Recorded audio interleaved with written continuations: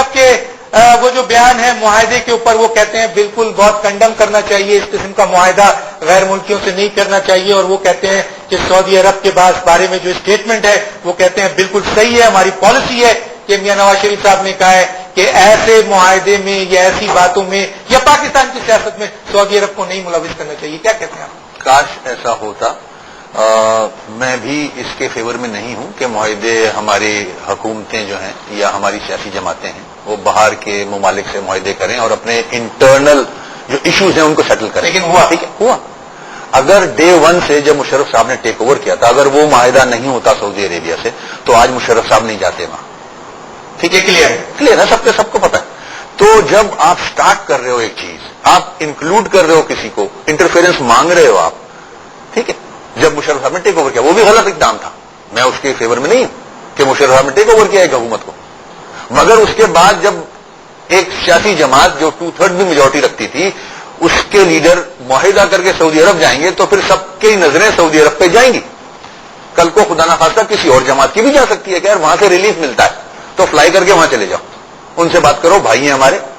تو جب آپ اپنے ایشوز انٹرنلی نہیں سالو کرو گے، میں اس کے حق میں نہیں ہوں کہیں ایسا تاثر جا رہا ہو کہ ڈی ریل اس وجہ سے ہوگی کہ آپ معاہدے پہ عمل کرو. میں تو کرٹیسائز کر رہا ہوں کہ جب آپ معاہدے باہر کرو گے، باہر کے لوگوں کو لاؤ گے اپنی فیس سیونگ کے لیے، تو پھر آپ کو ان کی ڈکٹیشن لینی ہوگی. میں آج کی بات نہیں کر رہا، میں پچھلی بات کر رہا ہوں. آج اللہ کرے ہم سبق سیکھ جائیں اور ایسی چیزیں نہ کریں، ہم آگے چلیں. جہاں تک ایشوز کی بات ہے، دیکھیں میں ایک بات ضرور آپ کے توسط سے یہاں لاؤں گا.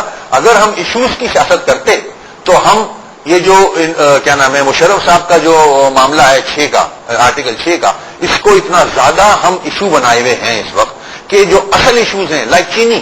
دیکھیں آج کی ہیڈنگ لگی ہوئی ہے 25 ارب روپے جو ہیں وہ ہولڈر چینی کے وہ کما چکے ہیں، اور وہ لوگ ہیں جن کا پاکستان کی سیاست سے بھی تعلق ہے، بڑے بڑے نام ہیں اس ملک کے اور بڑی بڑی جماعتوں کے ممبران ہیں وہ، ان پہ ہم ہاتھ نہیں ڈال سکتے. سب کو پتا ہے، جھگڑا صاحب کو بھی پتا ہوگا اس بات کا. میں مطلب آپ بھی نہیں ڈال سکتے سر، ہمارے آپ بھی احتجاج نہیں کریں گے.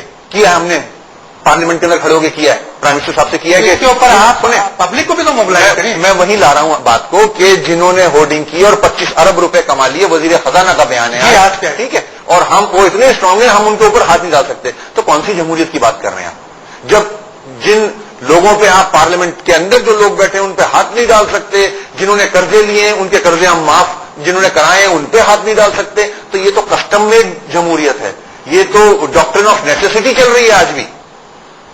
میں تو نہیں مانتا اس کو کہ یہ پیور جمہوریت ہے. آج ہم ڈکٹیشن لے کے ٹرائی کا جو تھا، جو ماضی میں بڑی 2 جماعتیں ایک انسٹیٹیوشن فوج کی مل کے اگر ایک چیز سیٹل کرنے ہیں تو پھر ساروں کی سے ہے اس کے اندر، تینوں جماعتوں کی سے ہو گئی. پھر وہ میں جماعت فوج کو بھی کہہ رہا ہوں یہاں، ٹھیک ہے.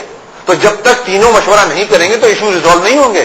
سیاست کریں عوام کی، لیڈر ہمیشہ عوام کی سیاست کرتے ہیں، عوام کی جو دکھتی رگ ہوتی ہے اس پہ ہاتھ لیکن آپ کی وہ ہے آٹا، وہ ہے نوکری ہے، وہ مشرف کی آرٹیکل 6 نہیں ہے اس وقت. لیکن آپ نے بھی تو اپنی 7 سالہ حکومت میں ایک ڈکٹیٹر کو سپورٹ کیا جو کہتے ہیں جس کی بنیاد پر یہ سارے کے سارے کرائسس ہیں، یہ آٹے کا کرائسس، یہ چینی کا کرائسس، یہ بجلی کا کرائسس، یہ لا اینڈ آرڈر سچویشن، تو سب اسی کی وجہ سے. دیکھیں میں اس پہ بحث کر سکتا ہوں، میں ورنہ بحث کہیں اور چلی جائے گی، ایسی بات نہیں ہے.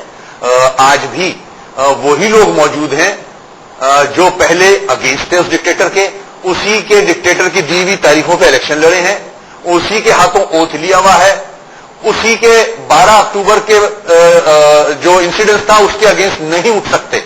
کیوں نہیں لے کے آتے، کیوں نہیں اگینسٹ جاتے، وہ کیوں نہیں کرتے 6 کو، آرٹیکل 6 کو کرے نا. تو مجھے کہاں کہہ رہے ہیں آپ میں نے ڈکٹیٹر کا ساتھ دیا ہے، سب ساتھ دے رہے ہیں